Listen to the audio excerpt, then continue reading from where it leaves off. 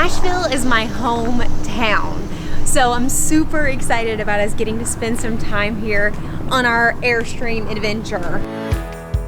But before we dive in, we'll introduce ourselves. We're Lauren and Daniel, travel addicts, small business owners, and now full-time Airstream dwellers.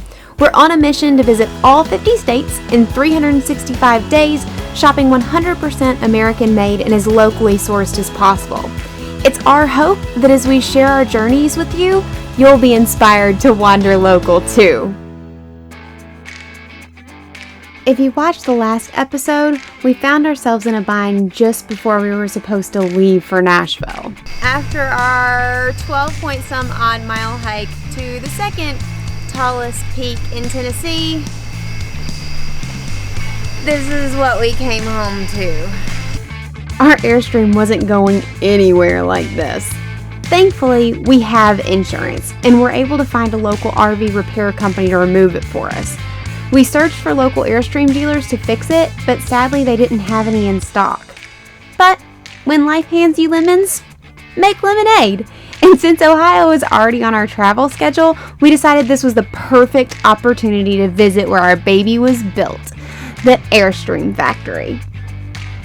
That being said, since we destroyed our awning, we've learned that it's one of the most common RV screw-ups. So we'll do a full video about our experience when we visit the Airstream factory in a few weeks. But for now, we're taking you to Music City, USA, and my hometown, Nashville, Tennessee.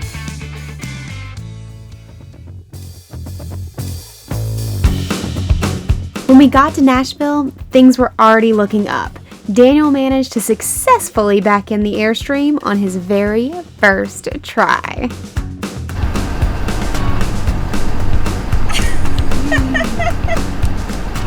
We stayed at the Grand Ole RV Resort, a family-owned campsite just outside of Nashville. With live music every night and traditional Southern hospitality, the place is a gem. After a few days of catching up with work in the Airstream, we were thrilled to take a day off to explore a few of our local Nashville favorites, which of course started with a coffee shop. One of my favorite Nashville neighborhoods is Germantown. It's totally walkable, and the coffee shops and eateries are outstanding. My favorite place in all of Nashville is here, Veggie Village, owned by Chef Troy and Miss Gail. This Nashville treasure will make any non-vegetarian reconsider.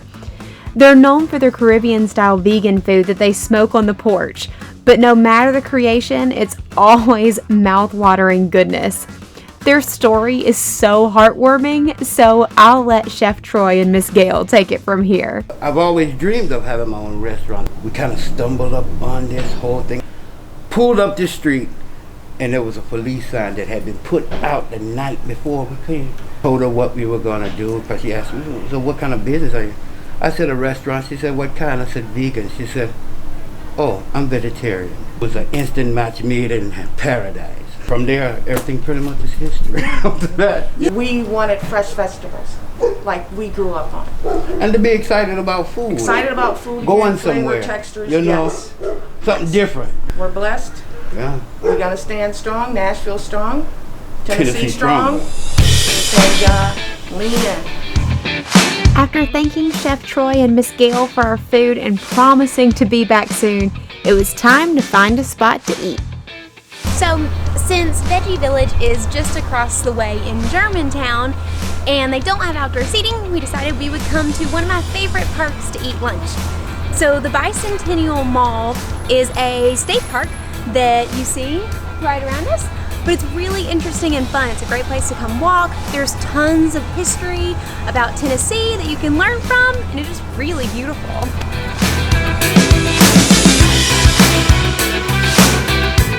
Oh my goodness, that looks amazing. I've had the vegan wings before, and they're the best I've ever had. This is a Jamaican jerk, seasoned wing, and this is like a sweet chili. Absolutely delicious. Always impressed with this place.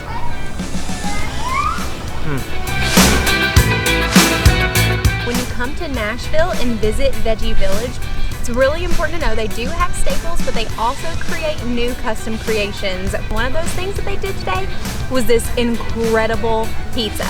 Apparently, their chef figured this glorious food topic out, or food item out, over quarantine. I mean, seriously, wouldn't you eat this like 100 times over in quarantine?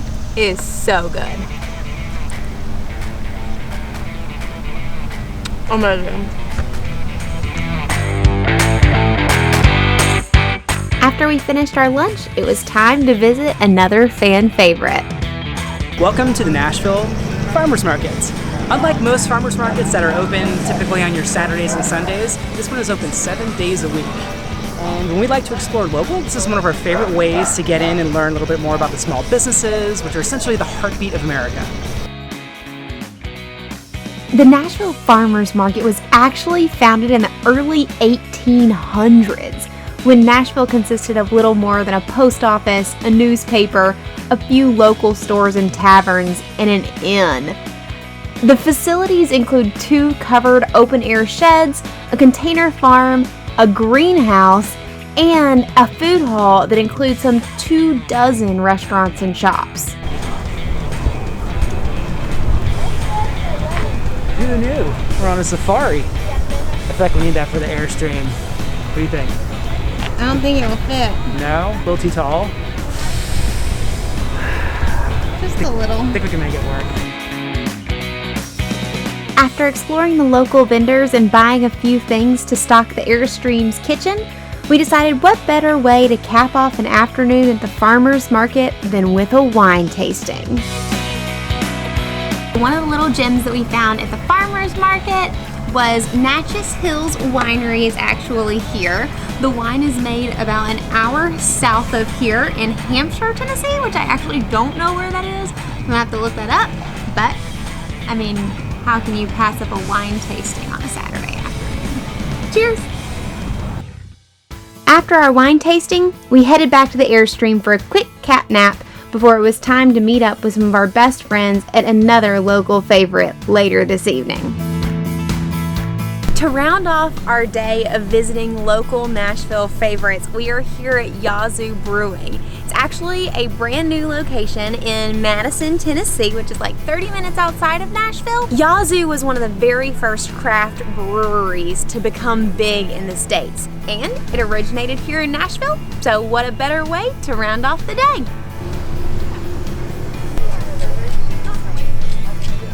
Safety first.